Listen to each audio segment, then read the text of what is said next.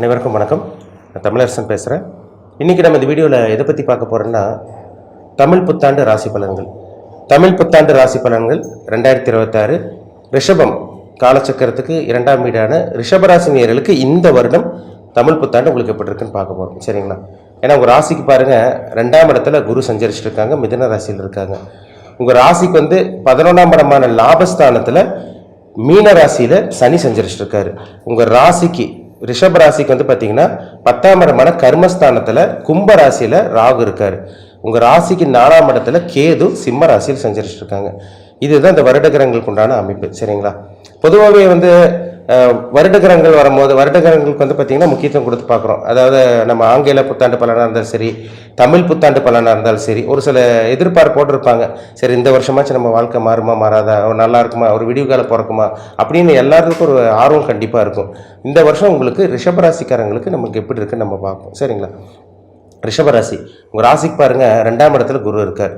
இப்போ இந்த 2ஆம் இடத்துல இருக்க குரு என்ன பண்ணுவார்னா, 3ஆம் இடமான முயற்சி ஸ்தானத்தில் உபஜய ஸ்தானத்துக்கு வருவார். சரிங்களா?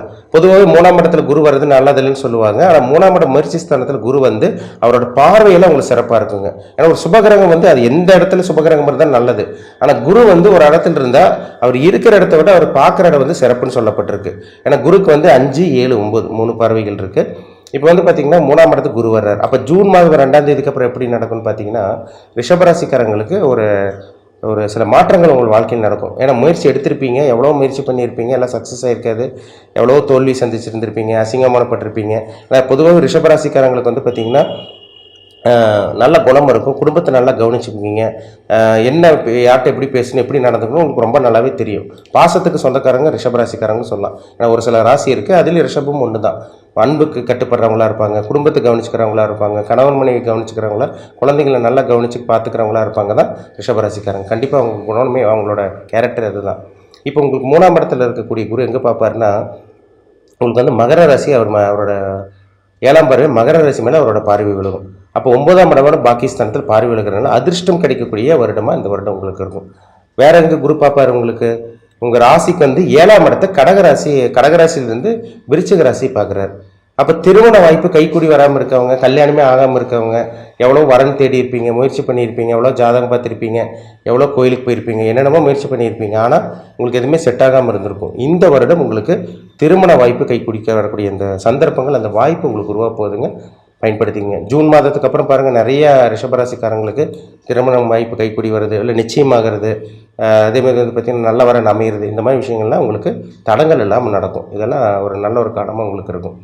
குரு வந்து உங்களுக்கு பாருங்கள் 11ஆம் இடத்த லாபஸ்தானத்தை சனி மேலே அவரோட பார்வைகளுக்கு செலுத்துறதுனால கண்டிப்பாக இந்த வருடம் லாபங்கள் கிடைக்கக்கூடிய, வருமானம் வரக்கூடிய, பிரச்சனைகள் தீர்க்கக்கூடிய, கடன் அடையக்கூடிய ஒரு நல்ல ஒரு வருடமாக இந்த வருஷம் உங்களுக்கு இருக்கும். நிறைய வேலைக்கு முயற்சி பண்ணுறீங்க ரிஷபராசிக்காரங்க, வேலை கிடைக்க மாட்டேங்குது. இந்த வருடம் அந்த வேலை வாய்ப்பு கிடைக்கக்கூடிய அந்த சந்தர்ப்பங்கள் உருவாகும். என்னென்னா 9ஆம் இடத்தை பார்க்குறாரு குரு, வந்து 9ஆம் இடத்தை பார்க்குறாரு. பாகிஸ்தானத்தை குரு பார்த்துட்டாலே திருமணம் நடக்கிறது, புத்திர பாக்கியம் கிடைக்கிறது, வேலை கிடைக்கிறது, தொழில் அமைச்சிக்கிறது, இதெல்லாமே நல்ல ஒரு அதிர்ஷ்டம்னு சொல்லுவாங்க. இப்போ 9ஆம் இடத்தை குரு பார்க்குறதுனால ரிஷபராசிக்காரங்களுக்கு இந்த வருடம் திருமணம் நடக்கும், புத்திர பாக்கியம் கிடச்சிரும், உங்களுக்கு வேலை இல்லாமல் இருக்கவங்களுக்கு வேலை கிடச்சிரும், ஒரு சில பேர் ஜாக்பாட் அடிக்கிற மாதிரி ப்ரொமோஷன் கூட உங்களுக்கு கிடச்சிரும், சேலரி இன்க்ரிமெண்ட் கிடைக்கிறது, இந்த மாதிரி விஷயங்கள்லாம் உங்களுக்கு அமையக்கூடிய அந்த சந்தர்ப்பங்கள் உங்களுக்கு உருவாகும். சரிங்களா? 11 சனி இருக்காருங்க, அது ஒரு நல்ல ஒரு இடத்துல தான் இருக்கார். நிறைய லாபங்கள், ஒரு எதிர்பார்ப்போடு இருந்திருப்பீங்க, பணம் வரலையே, நம்ம கையில் பணம் இல்லை, கடன் மேலே கடனாக போயிட்டுருக்கு, கடன் வந்து வட்டிக்கு மேலே வட்டியே போயிட்டு கழுத்தை நெருக்கின்னு சொல்லிட்டு இருக்க ரிஷபராசிக்காரங்க நிறைய பேர். இந்த லாபஸ்தானத்தில் இருக்கிற சனி இப்போ குரு பார்வையில் மேலே விழுகிற, குரு பார்வையில் இருக்கிறதுனால 11ஆம் இடத்தை குரு பார்க்குறதுனால அதிர்ஷ்டம் கிடைக்கக்கூடிய, லாபம் கிடைக்கக்கூடிய ஒரு நல்ல ஒரு வருடமாக இந்த வருஷம் உங்களுக்கு இருக்கும். கவலைப்படாதீங்க. ஜூன் மாதத்துக்கு அப்புறமே ஒரு சில மாற்றங்கள் நடக்கும். ஆனால் உங்கள் வாழ்க்கையில் வந்து பார்த்திங்கன்னா நல்லது நடக்கணும்னா உங்கள் ஜாதகம் சப்போர்ட் பண்ணணும். ஆனால் ஜாதகம் வந்து பார்த்திங்கன்னா எல்லாத்துக்கும் ஒரே மாதிரி இருக்காது. நம்ம ராசி பலன் வந்து பொதுவாக பார்க்குறோம். ரிஷபராசிக்காரங்க கார்த்திகை நட்சத்திரத்தில் இருப்பீங்க, ரோகிணி நட்சத்திரத்தில் இருப்பீங்க, மிருகசீரிஷ நட்சத்திரத்தில் இருப்பீங்க. எல்லாத்துக்கும் ஒரே மாதிரி நடந்துருதா? கண்டிப்பாக கிடையாது. அவங்கவுங்க ஜாதகத்தில் என்ன தசாபுத்தி போகுது, அவங்கவுங்க வயசு என்ன கிரகம் அவங்கள ஆட்டி படைச்சிட்டு இருக்கு, அதுக்கு தகுந்த மாதிரி தான் இப்போ பலன் போயிட்டுருக்கு. அதுக்கு தகுந்த மாதிரி உங்கள் வாழ்க்கை தலையெழுத்து போயிட்டுருக்கும். அதனால் உங்கள் பிறப்பு ஜாதகத்தை செக் பண்ணிக்கோங்க. சரிங்களா? இப்போ இந்த வருஷம் உங்களுக்கு சனி வந்து பயிற்சி கிடையாது, சனி 11 தான் இருப்பார். ராகுக்கு இது பயிற்சி டிசம்பர் மாதம் 6ஆம் தேதி நடக்கும். ராகு இங்கே இருக்காரு, உங்கள் ராசிக்கு 10ல் ராகு கும்பராசியில் இருக்காரு. இப்போ உங்கள் ராசிக்கு 9ஆம் இடத்துல ராகு வந்து பார்த்தீங்கன்னா மகர ராசிக்கு வந்துடுவார்.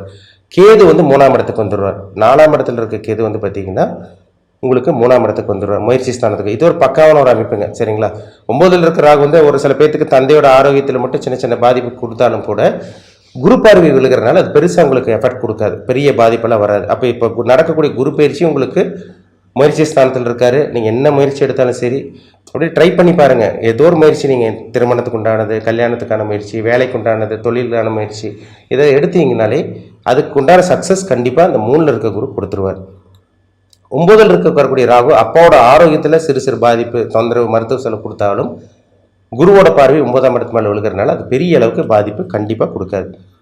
3ஆம் இடத்துக்கு கேது வர்றார், முயற்சி ஸ்தானத்துக்கு கேது வர்றார். குருவோட கேது இருக்கிறதுனால அது கேள யோகம் சொல்லுவாங்க. இது ஒரு நல்ல ஒரு சிறப்பான யோகங்க. பணக்காரன் ஆகக்கூடிய வாய்ப்பு தரக்கூடிய அந்த யோகமே இந்த குரு கேது யோகம் தான், கேள யோகம் சொல்லுவாங்க. அதனால் செல்வந்தர் ஆகக்கூடிய வாய்ப்பு, சம்பாதிக்கக்கூடிய வாய்ப்பு ரிஷபராசிக்காரங்களுக்கு நல்லாவே இருக்குது. அது 11 சனி இருக்கார், அது ஒரு நல்ல இடத்துல தான் இருக்கார். அதனால் அதுவும் பிரச்சனை கிடையாது. அதுவும் குருவோட பார்வை இருக்கிறதுனால நிச்சயமாக அந்த வருடம் ரிஷபராசிக்காரங்களுக்கு ஒரு மாற்றம் நிறைந்த ஒரு முன்னேற்றம் தரக்கூடிய ஒரு வருடமாக உங்களுக்கு இந்த தமிழ் புத்தாண்டு வருடம் உங்களுக்கு இருக்கும். தமிழ் புத்தாண்டு நடந்து உங்களுக்கு பாருங்கள், ஏப்ரல் 14ஆம் தேதிக்கு அப்புறம் உங்களுக்கு குரு பயிற்சி நடக்கும். அதாவது ஜூன் மாதம் 2ஆம் தேதி, டிசம்பர் மாதம் 6ஆம் தேதி உங்களுக்கு ராகு கேது பயிற்சி நடக்கும். இது ரெண்டுமே ரிஷபராசிக்காரங்களுக்கு நல்ல ஒரு ஃபேவரபுளான ஒரு காலகட்டமாக தான் இருக்குது. இங்கே பெருசாக குறை சொல்கிற மாதிரி எதுவுமே கிடையாது, சரிங்களா? அதனால் பயன்படுத்திக்கிங்க, சரிங்களா? ஏன்னா ரிஷபங்கிறது ஒரு அருமையான ராசி. ஏன்னா வந்து காலச்சக்கரத்துக்கு 2வது வீடுங்கிறனால எப்படி பணத்தை சேஃப்டி பண்ணணும், குடும்பத்தை எப்படி பார்த்துக்கணும், அடுத்தவங்ககிட்ட எப்படி பேசணும் உங்களுக்கு ரொம்ப நல்லாவே தெரியும். உங்களுக்கான ஒரு நல்ல ஒரு சிறப்பான ஒரு வருடம் சொல்லலாம். எல்லா ராசிக்கும் வந்து நல்லது நடக்காது, ஒரு சில குறிப்பிட்ட ராசிக்கு மட்டும்தான் நல்லது நடக்கும். அந்த ராசியில் ஒரு ராசி ரிஷபராசி வருது. இது ஒரு அற்புதமான ஒரு பொற்காலமான ஒரு வருடம்னு சொல்லிடலாம். ஒரு நிம்மதி தரக்கூடிய, ஒரு சந்தோஷம் தரக்கூடிய, ஒரு புத்துணர்ச்சி தரக்கூடிய, முயற்சிகள் சக்ஸஸ் ஆகக்கூடிய ஒரு நல்ல ஒரு வருடம் இந்த தமிழ் புத்தாண்டு 2026 ரிஷபராசி நேயர்களுக்கு அமையும், சரிங்களா? அதே மாதிரி வந்து பார்த்திங்கன்னா நீங்கள் நட்சத்திர பாதம் என்னென்னு பாருங்கள். என்ன நட்சத்திர பாதத்தில் பிறந்திருக்கீங்க? ஏன்னா நான் முன்னாடி சொன்ன மாதிரி கார்த்திகையா, ரோகிணியா, மிருகசீரிஷமா, இதில் என்ன பாதம் பிறந்திருக்கீங்க, இப்போ என்ன தசாபுத்தி நடக்குது, சரிங்களா? ஏன்னா ஒரு சில பேர்த்துக்கு நல்ல கிரகத்தோட தசாபுத்தி நடக்கும், ஒரு சில பேர்த்துக்கு கெட்ட கிரகத்தோட தசாபுத்தி குறிப்பிட்ட வருஷம் வரைக்கும் நடக்கும். அந்த குறிப்பிட்ட வருஷம் வரைக்கும் உங்களுக்கு பார்த்தீங்கன்னா கஷ்டப்படுற மாதிரி இருக்கும். ஒரு சில பேர் குறிப்பிட்ட வருஷம் வரைக்கும் நல்லா இருப்பாங்க, திடீர்னு டவுன் ஆயிடுவாங்க. ஒரு சில பேர் குறிப்பிட்ட காலம் வரைக்கும் டவுனாக இருப்பாங்க, திடீர்னு மேலே வந்துடுவாங்க, நல்லா செட்டில் ஆயிடுவாங்க, லைஃப்பில் செட்டில் ஆவாங்க. இதுக்கெல்லாம் என்ன காரணம்னா ஜாதகத்தில் நடக்கக்கூடிய தசாபுத்தி தாங்க. அந்த தசையை நடத்தக்கூடிய கிரகமும் அந்த புத்தியை நடத்தக்கூடிய கிரகமும் தான் ஒரு மனுஷனை ஆட்டி படைக்கும். அதில் தான் விஷயமே இருக்குது. அதை பார்த்தா தான் நம்ம எல்லாமே அக்யூரேட்டாக சொல்ல முடியும், சரிங்களா? அதனால் உங்கள் சுய ஜாதகத்தில் என்ன தசாபுத்தி போகுதுன்னு பாருங்கள், அது ரொம்ப முக்கியம். இப்போ 9ஆம் இடத்துலலாம் குரு பாருங்கள், கோச்சாரத்தில் இப்போ 9ஆம் இடத்துல குரு பார்க்குறாரு. இது வந்து பார்த்திங்கன்னா ஒரு அதிர்ஷ்டம் கிடைக்கக்கூடிய ஒரு வருடமாக சொல்லிடலாம். ஏன்னா 9ஆம் இடத்துக்கு குரு பார்த்துட்டாலே அதிர்ஷ்டம், அதே மாதிரி நல்ல வேலை, நல்ல தொழில், முன்னேற்றம், இதெல்லாம் கிடைக்கக்கூடிய நல்ல ஒரு வருடமாக உங்களுக்கு இருக்கும். அதனால் சிறப்பான ஒரு வருடம் அந்த வருஷம் உங்களுக்கு இருக்கும். 3ஆம் இடம் முயற்சி ஸ்தானத்தில் இருக்கிறதும் அவர் வந்து பார்த்திங்கன்னா 7ஆம் இடத்தை பார்க்குறதும் திருமணம், புத்திர பாக்கியம் கிடைக்கக்கூடிய நல்ல ஒரு வருடமாக இருக்கும். ஒரு சில பேர் வந்து கூட்டு தொழில் பண்ணக்கூடிய ஒரு சிறப்பான ஒரு காலகட்டமாக இந்த காலகட்டம் இருக்கும். இருந்தாலும் உங்கள் தனிப்பட்ட ஜாதகத்தில் 7ஆம் இடம் எப்படி இருக்குது, உங்களுக்கு 5ஆம் இடமெல்லாம் எப்படி இருக்குது, மற்ற எப்படி இருக்குது, லக்னாதிபதி எப்படி இருக்கார், இதெல்லாம் பாருங்கள். அதுதான் ரொம்ப முக்கியம். உங்கள் தனிப்பட்ட ஜாதகம் பாருங்கள், அதை பார்த்தா தான் நம்ம அக்யூரேட்டாக A to Z நம்ம தெரிஞ்சுக்க முடியும். மீண்டும் அடுத்த பதிவில் சந்திக்கும் வரை உங்களிடமிருந்து விடைபெறுவது உங்கள் ஜோதிடர் தமிழரசன். நன்றி, வணக்கம்.